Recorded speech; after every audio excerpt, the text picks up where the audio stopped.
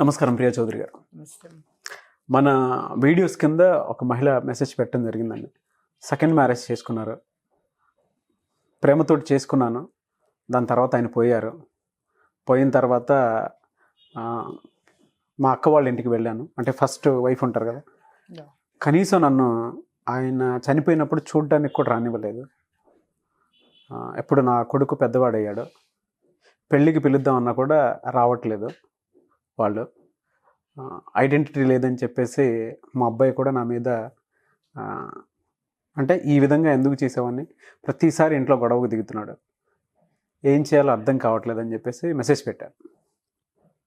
ఈ సిచ్యువేషన్ నుంచి ఓవర్కమ్ అవ్వలేకపోతున్నాను, నా కొడుక్కి సర్ది చెప్పుకోలేకపోతున్నాను అని చెప్పేసి మెసేజ్ పెట్టడం జరిగింది. ఇటువంటి ఇన్సిడెంట్స్ని ఏ విధంగా తీసుకోవచ్చు అంటారండి? అంటే మీరు ఏం చెప్తారు? రీసెంట్గా ఒక సినిమా బ్లాక్ బస్టర్ మూవీ ఒకటి వచ్చింది కదా, పుష్ప. పుష్ప పుష్ప సేమ్ స్టోరీ కదా అది. బా, అది చూసినప్పుడు చాలా బాగా కొన్ని అంశాలు నాగరాజు గారు, ఎవరు కూడా ఒక వ్యక్తికి ఒక వ్యక్తి ఉండంగా, ఒక భార్య ఉండంగా ఇంకొక భార్యగా వెళ్ళాలని ఏ ఆడది కోరుకోదు. అవును, కోరుకోదు. అట్లా కోరుకున్న వాళ్ళు ఎవరైనా ఉంటే వాళ్ళ గురించి నాకు సంబంధం లేదు. కానీ చాలా వరకు కూడా జరిగేది ఏంటంటే, ఎంత లీనియన్స్గా, ఎంత వాళ్ళ గురించి చులకనగా సమాజం మాట్లాడుతుంది, బంధువులు మాట్లాడతారు, అలాగే ఫ్రెండ్స్ మాట్లాడతారు.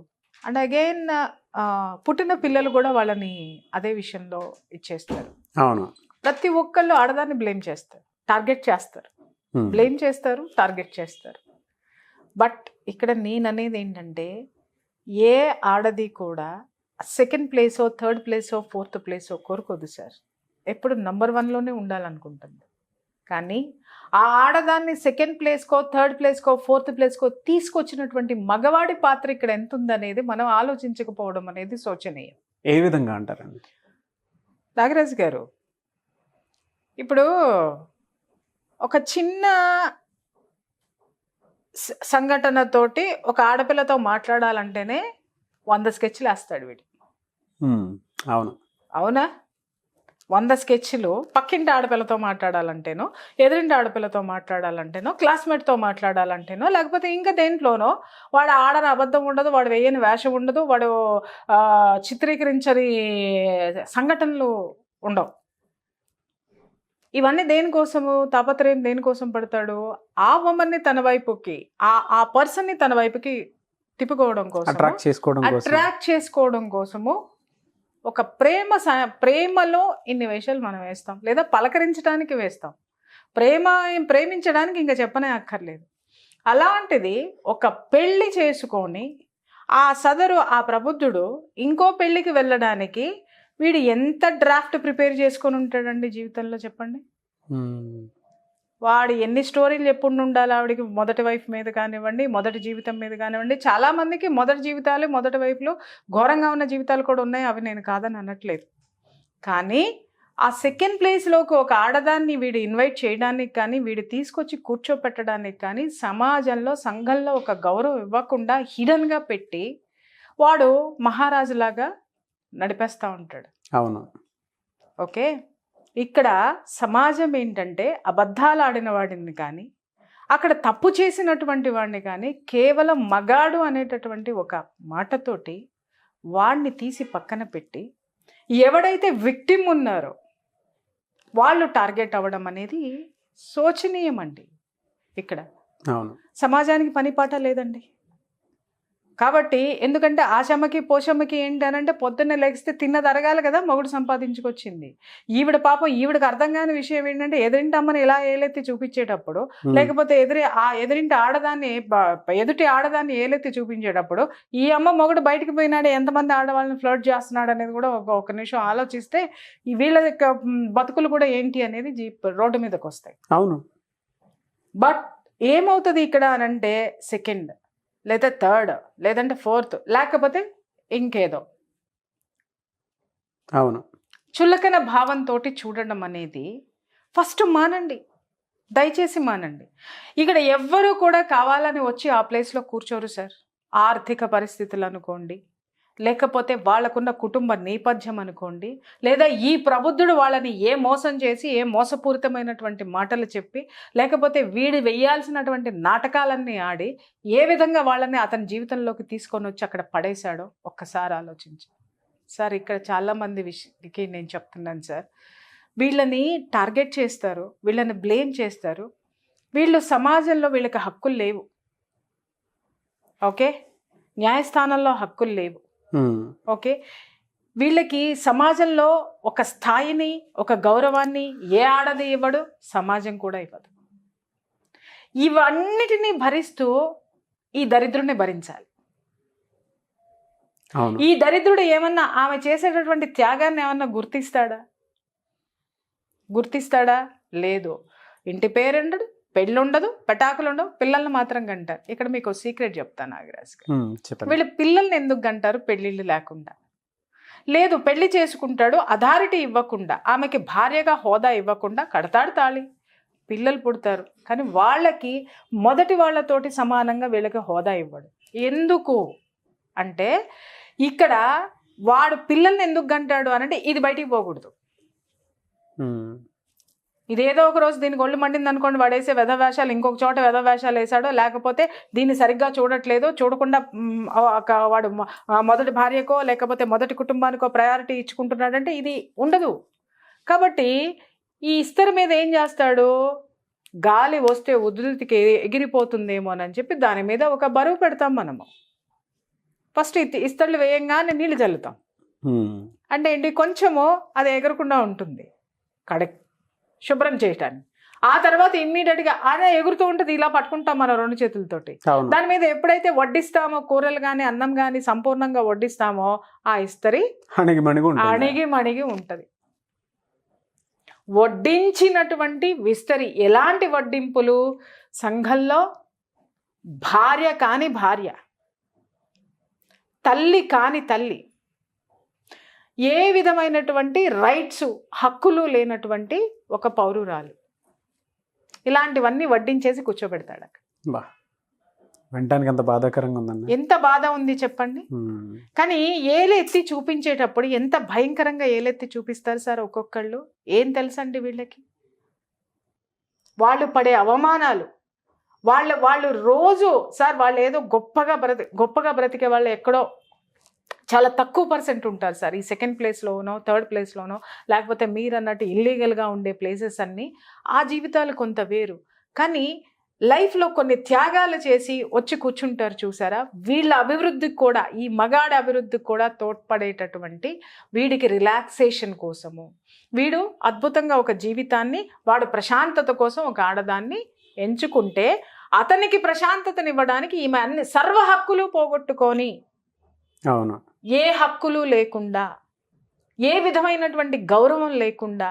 మీరు చెప్తుంటే ఒకటి గుర్తొస్తుంది, పుష్ప మూవీలో ఒక డైలాగ్ ఉంటుంది, ప్రేమ కావాలా గౌరవం కావాలని అడిగితే ప్రేమ కావాలనుకున్నాను అని. అది ఎంత తీయటి మాటలు ఉంటాయో సార్. అది చూడండి ఎంత అమాయకంగా ఉంటుందో. ఆ తల్లి కొడుకుకి ఏమంటది అనంటే ప్రేమ కావాలి అనుకున్నాను అని. కానీ సమాజం ఏం చూస్తుంది అనంటే ఈ యొక్క హోదా అనేటటువంటి, గౌరవం అనేటటువంటి హోదా ఏదైతే ఉంటుందో ఆ హోదాని చూస్తుంది. కానీ వాళ్ళు ఆ మత్తులో పడేసి, ఆ మత్తులో ఉన్నంత వరకు కూడా దాని వాల్యూ తెలియనివ్వరు సార్. ఎప్పటికప్పుడు వీళ్ళు ఏంటంటే బిస్కెట్ మారేడుకాయ లేదు, బిస్కెట్ మీద క్రీమ్ పూసేస్తూ ఉంటారు అనమాట. క్రీమ్ పూసి మరీ బిస్కెట్ తినిపిస్తూ ఉంటారు. అబ్బా ఎంత తీయగా ఉంది, ఎంత బాగుంది క్రీమ్ బిస్కెట్, ఎంత ఎంత టేస్టీగా ఉంది అని. కానీ అది షుగర్ పేషెంట్ని చేస్తుంది మనల్ని. అది తెలియనటువంటి అమాయకత్వంలో వీళ్ళు ఉండిపోతారనమాట. ప్రతి ఒక్క ఆడదాని శబ్దం, ఆ పుష్ప సినిమాలో అమ్మాయి మాట్లాడే మాట, ఆ హీరో తల్లి మాట్లాడేటటువంటి మాట, ప్రేమ కావాలా గౌరవం కావాలా అని అడిగాడు మీ నాన్న. ప్రేమ ఉంటే చాలనుకున్నాను అంటే ఇక్కడ ఒక విషయం ఏంటంటే, చాలామంది ఏం చేస్తారు సార్, ఇదే మనుషులు పెళ్ళి అనే మాట ఎత్తారనుకోండి, అతను వెళ్ళిపోతానంటాడు. అప్పటి వరకు ఈ అమ్మాయికి ప్రేమ అనేటటువంటి టాబ్లెట్ వేసేసి కూర్చోబెడతాడు అనమాట. ఓకే, ఆ ప్రేమలో ఆ అమ్మాయి అలా నానుతూ ఉంటుంది. ఆ నోట్లో టాబ్లెట్ వేస్తాడు కదా, ప్రేమ అనే టాబ్లెట్ నానుతూ ఉంటుంది. ఈ గౌరవం అంటే దాని విలువ తెలియదు. ఇతనుంటే చాలు అనుకుంటుంది. అక్కడ తెలుసుకోవాల్సిందినటువంటిది వాళ్ళు ఆలోచించినటువంటి విషయం ఏంటి అనంటే, ఈ సమాజంలో మనకంటూ ఒక గౌరవం అనేది ఒక హోదాతోటి వస్తుంది. ఆ హోదాని ఇతనున్నంత వరకు దాని యొక్క విలువలు తెలియనివ్వడు, ఆ ఛాయలకి వెళ్ళనివ్వడు. అతను ఉన్నంత వరకు కూడా సమాజము వీళ్ళని ఏమీ అనదు. ఎప్పుడైతే అతను పాస్ అయ్యానో, అతను వదిలేసి వెళ్ళిపోతాడో, అతను నిర్లక్ష్యం చేస్తాడో, ఆ రోజున ఆమెకి సమాజము, గౌరవము, మీరనేటటువంటివి ఇవన్నీ కూడా వస్తాయి. ఆమె అదృష్టవంతురాలు అనుకోండి, అర్థం చేసుకుని పిల్లలు అర్థం చేసుకుని ఒక మంచి దారిలోకి వస్తారు. అక్కడ కూడా దురదృష్టం ఉంది అనుకుందాం సార్. ఇంకా ఈ పిల్లలు కూడా తిరిగి ఏం చేస్తారు అనంటే, నువ్వు ఇలాంటి జీవితం గడపడం వల్లనే మాకు ఇలాంటి జీవితం వచ్చిందని చెప్పి తల్లుల్ని అతి భయంకరంగా టార్చర్ పెట్టే పిల్లల్ని నేను చూశాను. నా దగ్గరికి ఎంతమంది తల్లులు వచ్చారు. కానీ పుష్పల వాళ్ళ మదర్ ఒక్క మాట కూడా ఉంది కదా, అసలు ఇట్స్ ఎ గ్రేట్ అన్న. అలాంటి బిడ్డలు కూడా ఉన్నారు, బయట కూడా ఉన్నారు సార్, బయట కూడా ఉన్నారు, బయట కూడా ఉన్నారు. నేను చెప్తున్నాను కదా, దాంట్లో అది అంటుంది, ఒరే నేను ప్రేమ కావాలా, గౌరవం కావాలా అని అడిగితే నేను ప్రేమే ఉంటే చాలని అనుకున్నాను. నీ పరిస్థితి ఈ రోజు ఇలా వస్తుంది అనుకుంటే ఆ రోజే నేను ఇంత విషయం తినేసేదాన్ని నువ్వు కడుపులో పడినప్పుడే అని చెప్పేసి అని ఒక మాట అంటే, ఇమ్మీడియట్గా అక్కడ కొడుకు పరిస్థితి చూడండి, పెళ్లి చెడిపోతుంది, అందరూ పాయింట్ అవుట్ చేస్తారు అతన్ని, నీకు ఇంటి పేరు లేదు, నువ్వెవరో తెలియదు ఏంటి అని. అలాంటి సిచ్యుయేషన్లో ఇప్పుడు యూత్ని తీసుకోండి, ఎంత విపరీతమైనటువంటి అగ్రెసివ్నెస్లోకి వెళ్ళిపోయి తల్లిని తిట్టేస్తారు, సమాజాన్ని తిట్టేస్తారు, ఇంకేదేదో చేస్తారు. ఎంత సంస్కారవంతంగా, ఎంత సంస్కారం అతనిలో ఉంటుందంటే, ఏందమ్మా ఏందేందో మాట్లాడుతున్నావు, తెలియటం లేదు నీకు, తలకి దెబ్బ తగిలి నువ్వు గమ్మని పడుకో అంటే అతను పట్టించుకోడు. నాకు అసలు ఈ విషయంతో నాకు లెక్కలేదు, నువ్వు నాకు ముఖ్యము, అదే అసలు ఆ విషయం గురించి నువ్వు ఎందుకు ఆలోచిస్తున్నావు, నేను దాన్ని ఇగ్నోర్ చేసేస్తున్నాను అనేటటువంటి ఒక శబ్దం ఇస్తాడు. అవును, ఆ డైలాగ్ తోటి. అంత పెయిన్ లో ఉన్నా కూడా తల్లిని పెయిన్ లో ఉన్నా కూడా అది కొడుకు పిల్లలు అనేటటువంటి వాళ్ళు ఇలాంటి తల్లుల పట్ల ఉండాల్సినటువంటి బాధ్యతాయుతమైనటువంటి కర్తవ్యం వాళ్ళకి చూపించాలి ఆ సిచ్యుయేషన్స్లో. అప్పుడు మాత్రమే మీకు సమాజంలో ఒక హోదా దొరుకుతుంది, ఒక మంచి దొరుకుతుంది. ఎప్పుడైనా సరే మనం ఎప్పుడు కూడా నాగరాజు గారు, ప్రపంచం మమ్మల్ని ఇలా చూసింది కాబట్టి, మా నాన్న ఇలా చేశాడు కాబట్టి, మమ్మీ ఇలా చేసింది కాబట్టి మేము ఇలా ఉన్నాం అనడం అనేది తప్పు. ఎందుకు అనంటే నీ తండ్రి వెధవ. ఇక్కడ మనం ఇవాళ ఒక సినిమాలలో చూస్తున్నాం సార్, బయట ఎన్ని జీవితాలు ఉన్నాయి. వాళ్ళు ఇంట్లో గయ్యాలి పెళ్ళామే ఉంటుంది సార్, లేకపోతే ఇంకెక్కడో బయట ఇంట్లో అన్ని విధాలుగా అణిమణిగి ఉన్న భార్య ఉన్నా కూడా బయట ఉండే అందం నచ్చుతుంది సార్. వీడేం చేస్తాడు ఇక్కడ అసలు వాడికి అంటే ఎప్పుడైనా సరే చూడండి నాగరాజు గారు, మన ఎదుటి మనిషిని నమ్మించాలి అనంటే ఎంత గొప్ప పకడ్బందీగా ప్లాన్ చేసుకుంటాము. నమ్మాలి కదా, ఏ సిచ్యుయేషన్స్ చెప్తే నమ్ముతారో, ఏ పరిస్థితులు అయితే ఉంటాయో ఎదుటి వాడి బలహీనతల్ని బాగా గమనించి మనం నమ్మించగలుగుతాం, బలహీనత మీద దెబ్బ కొడతాం. అలాగా ఈ మగవాళ్ళు ఏం చేస్తారు సార్, వాళ్ళ సుఖం కోసము, శారీరక సుఖం కోసము, వాళ్ళకి మనశ్శాంతి కావాలి, లేకపోతే ప్రశాంతత కావాలి, ఇంకొక ఇల్లు కావాలి అంటే ఇక్కడ ఉండలేరు, లేకపోతే ఇంకొక ఆమె కూడా కావాలి. సో కాబట్టి వీళ్ళు ఏం చేస్తారు, అక్కడ వేయాల్సినటువంటివన్నీ పుయ్యాల్సినటువంటి క్రీములన్నీ పూసేసి కూర్చుంటారు. చెప్పాల్సినటువంటి మాటలన్నీ తీపి మాటలన్నీ చెప్పేసేసి కూర్చుంటే భ్రమలో ఉండిపోతారు. అదే ప్రేమ అనుకుంటారు, అదే ఇది అనుకుంటారు. వాళ్ళు ఉన్నంత వరకు ప్రపంచాన్ని వీళ్ళ దగ్గరికి రానివ్వరు సార్. వాళ్ళు వెళ్ళిపోతేనో, వాళ్ళు విడిపోతేనో, వాళ్ళు వదిలేస్తేనో అప్పుడు ప్రపంచం వీళ్ళకి పరిచయమైన రోజున ఉంటుంది చూడండి సార్, అప్పుడు చూస్తుంది ఈ ఆడది ప్రపంచాన్ని. అది జీర్ణించుకోవటం కానీ, తట్టుకోవటం కానీ, ప్రపంచాన్ని ఫేస్ చేయటం కానీ ఎంత ఛాలెంజో తెలుసా మీకు?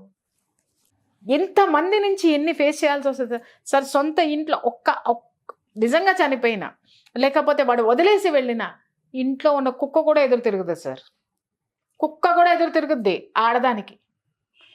ఇలాంటి సిచ్యుయేషన్స్లో వాస్తవాల్ని తెలుసుకొని ఏ ఆడదైతే ఆత్మధైర్యంతో ఆ వాస్తవాన్ని గమనించి first she should accept that. ఎవరైతే ఫస్ట్ వాస్తవాన్ని అంగీకరించాలి. వాస్తవాన్ని అంగీకరించటం అంటే ఏంటి? ఆ సినిమాలో తండ్రి శవం వెళ్తూ ఉంటే కొడుక్కి భుజాల మీద ఎక్కించుకొని చూపిస్తుంది చూసారా తండ్రి శవాన్ని. జనం మధ్యలో నిలబెట్టి అదిగోరా నీ తండ్రి శవం అవును. అంటే వాడిని చూడనివ్వరు.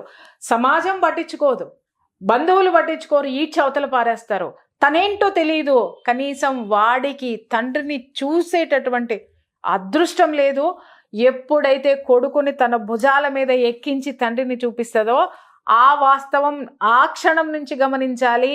వీడి యొక్క బాధ్యత నా భుజాల మీద ఉంది. నేను ఈ జీవితం, మిగిలిన జీవితం అంతా కూడా నేను ఇదే భుజం మీద మొయ్యాలి అనేటటువంటి వాస్తవాన్ని ఏ ఆడదైతే గ్రహిస్తుందో, యాక్సెప్ట్ చేస్తుందో, ఒప్పుకుంటుందో ఆ ఆడది నిజంగా చెప్తున్నాను సార్, దున్నుద్ది సార్ జీవితాన్ని.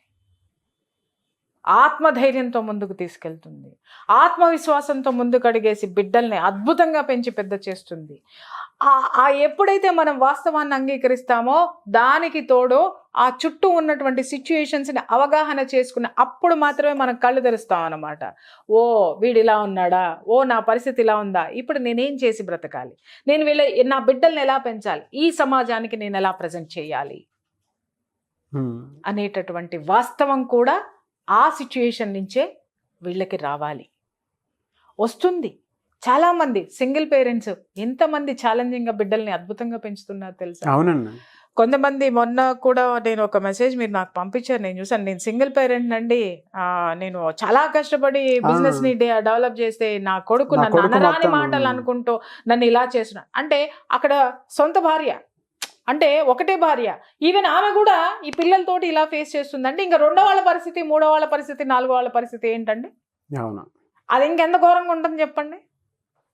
ఈ సిచ్యుయేషన్లో ఎప్పుడైనా సరే చచ్చేంత వరకు మనకంటూ కొన్ని హక్కులు ఉంటాయి నాగరాజు గారు. ఆ హక్కుల్ని మనం ఎప్పుడూ కూడా ఎదుటివాడి చేతికి ఇచ్చేయద్దు. మన పగ్గాల్ని ఏ రోజునూ కూడా ఎదుటివాడి చేతికి ఇవ్వద్దు. మనం గారాబంతోటో లేకపోతే మనం ఏం చెయ్యలేమనో లేకపోతే మన జీవితానికి వీళ్ళు మాత్రమే ఉన్నారు ఇంకెవరు లేరు అనేటటువంటి ఒక బలహీనమైనటువంటి ఆలోచనలతోటి మన పగ్గాలను ఎప్పుడైతే మన పిల్లల చేతికి మొత్తం ఇచ్చేస్తామో ఆ రోజు ఆల్రెడీ వాడి ఇష్టం వచ్చినట్టు తీసుకెళ్తాడు మనల్ని. అవును. చచ్చేదాకా పగ్గం మన చేతిలోనే ఉండాలి, ఆ గుర్రం మనం చెప్పినట్టే ఉండాలి, ఆ గుర్రమే మన జీవితం. మీరు చెప్పింది బాగానే ఉందండి, కానీ కొంతమంది ఆస్తులే రాయించుకుంటారు కదా డైరెక్ట్గా. ఇది దరిద్రం, ఫ్యామిలీ మొత్తాన్ని నాశనం చేసేలా చేస్తారు కదా. మరి నేను ఇప్పుడు నేను స్టార్టింగ్ లో ఒకటే మాట అన్నాను. ఏమని అన్నాను? మోసగించబడిన ఆడదాని గురించి మాట్లాడుతున్నాను. అవును అవును. మోసం చేయడానికి వచ్చిన ఆడదది. ఆస్తులు రాయించేసుకునేది, బ్లాక్ మెయిల్ చేసేది, లేకపోతే జీవితాన్ని భ్రష్టు పట్టించి రోడ్డు మీదకి లాగే వాళ్ళు, వాళ్ళని ఆడవాళ్ళు అనరు, వాళ్ళని రెండో భార్య అనరు, వాళ్ళని మూడో భార్య అనరు, వాళ్ళకు ఒక ప్రత్యేకమైన పేరు ఉంటుంది. కాబట్టి వాళ్ళని మనం ఈ ఘాట్లోకి తీసుకొచ్చి కట్టడానికి, ఈ ఘాట్లో కట్టకండి, ఈ జోన్లోకి తీసుకురాకండి. వాటికి అవి ఒక స్పెషల్ క్యారెక్టర్స్ అన్నమాట. అంటే అవి పుట్టేదే అందుకే పుడతాయి, అవి ఆ జీవితంలో ఒక విలువ లేకుండా బ్రతుకుతాయి. విలువ లేనటువంటి జీవితాలు, ఒక సరి కానటువంటి జీవన విధానంలో ఉన్నటువంటి ఒక సెక్టర్ ఆఫ్ మాఫియా. 100% చెప్తాను, ఒక సెక్టర్ ఆఫ్ మాఫియా. వీళ్ళంతా కూడా ఇలాంటి వాళ్ళందరూ పిక్కల మీద కత్తులు పెట్టి బ్లాక్ మెయిల్ చేసి ఆస్తులు రాయించుకునేది. ఇక్కడ మీరు అంటున్నారు నాగరాజు గారు ఆస్తులు రాయించుకుంటే అని. నాకు తెలిసి ఇలాంటి సంఘటనలు ఉన్నప్పుడు రెండో పెళ్లి చేసుకున్నాడని వీడిని బ్లాక్ మెయిల్ చేసి మొదటాళ్ళు మొత్తం ఆస్తులు మొత్తం రాసుకొని వీడిని రోడ్డు మీదకి నెట్టేసి ఆ అమ్మాయి ఆస్తులు, రెండో ఆవిడ ఆస్తులు కూడా రాయించుకున్నటువంటి మహాఘనులు మొదటి భార్యల్ని నేను చూపిస్తాను. అవునండి, అంటే ఎటువంటి క్యారెక్టర్స్. ఎందుకంటే వీళ్ళ వెనక తల్లులు ఆడిస్తారు సార్ నాటకాలు. మీకు విషయం తెలుసా? కూతుళ్ళ జీవితాలు కూడా నాశనం చేయడమే కాక ఈ తల్లులు కూడా కూతుళ్ళకి సపోర్ట్ పలుకుంటూ వాళ్ళ జీవితాలు నాశనం చేయక వచ్చిన ఆడదాని జీవితం కూడా నాశనం చేసి పడేస్తారు. అంటే వీడి ఆస్తి కావాలి, వచ్చిన దాని ఆస్తి కూడా కావాలి. ఇలా పీక్కుని తిన్న రాబందుల గురించి కూడా నాకు తెలుసు. 100% అండి ఉన్నారు, నేను చూపిస్తా. పంచాయతీలు నేను చేసినవి ఉన్నాయి, ఫేస్ చేసినవి ఉన్నాయి, దాంట్లో నుంచి బయటికి తీసుకురావడానికి అబ్బో చాలా చేతులు కాల్చుకున్నవి కూడా ఉన్నాయి, చాలా ఉన్నాయి. కాబట్టి ఏది ఏమైనా సరే నాగరాజు గారు, మనం ఎప్పుడూ కూడా ఒకసారి జీవితంలో మనకి తెలుసో తెలియకో ఒక పొరపాటు అనేది జరిగిపోయింది అనుకుందాం. సాధ్యమైనంత వరకు దాన్ని నిలబెట్టుకునే ప్రయత్నం చేయాలి. ఉమ్, అది ఏ విధంగానైనా మృత్యు రూపంలోనో, లేకపోతే విడాకుల రూపంలోనో, లేకపోతే ఇంకా వేర్పాటు రూపంలోనో అది సెపరేట్ అయిపోయింది అనుకుందాం. కానీ మనం మిగిలే ఉన్నాక మన వ్యక్తిత్వం మనతోటే ఉంది కదా. సో ఎప్పుడైతే నీ గౌరవాన్ని నువ్వు నిలబెట్టుకునేటటువంటి ప్రయత్నంలో నువ్వు ముందుకు అడుగు వేస్తావో, చాణక్యుడు ఎప్పుడో ఒక మాట చెప్తాడు, ఏంటి అనంటే, సమాజాన్ని నీతో అనుసంధానం చేసుకో. సమాజానికి ఎప్పుడు నీతో పని ఉండాలి. ఉమ్, అలా ఉన్నంత వరకు యు ఆర్ ద కింగ్. అవును. నిన్ను ఎవడో కొట్టలేడు. సమాజం ఎప్పుడు నీకు దాసోహం అంటది. సమాజం ఎప్పుడు నీకు తోడుంటుంది. సమాజానికి నీ ఉపయోగాన్ని ఎప్పుడు అట్టిపెట్టు అంటాడు. కాబట్టి ఇలాంటి జీవితాలు చాణక్యుడి కొటేషన్ గుర్తుపెట్టుకోవాల్సినటువంటి అవసరం ఎంతైనా ఉంది. ఓకే. ఆత్మవిశ్వాసంతో ముందుకెళ్లాల్సినటువంటి అవసరం ఉంది. అంతేగాని డీలా పడిపోకుంటూ నా బతికి నేనింతే, నేనిదే, మా బతుకులు ఎందుకు అయిపోయినాయో, తలరాతలు ఎలా, నీ తలరాతను నువ్వే మార్చుకోగలిగేటటువంటి గొప్ప శక్తి భగవంతుడు నీకు ఏనాడో నీ పుట్టుకతోటే ఇచ్చాడు. అవును. You can make your self what ever you want. అది మర్చిపోవద్దు. మన ప్రయత్నమే మన జీవితం. మన ప్రయత్నమే మన జీవితం. ఏ ప్రయత్నంలోకి వెళ్తావో చూస్ యువర్ సెల్ఫ్. గ్రేట్. చాలామంది తల్లులు మీరు చెప్పినట్టు ఇందాక పొరపాటు జరిగి ఉంటుంది, కానీ వాళ్ళకి వాళ్ళే వాళ్ళ జీవితాలని వాళ్ళ తరలాతని మార్చుకోవాల్సి. ఎవరికి వారే గైడ్లు నాగరాజు గారు. అవును.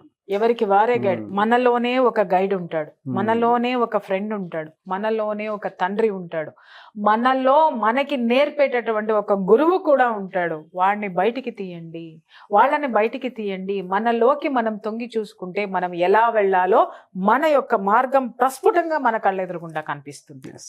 అది చెయ్యండి. డెఫినెట్గా. Thank you so much Priya Chaudhary గారు. Thank you.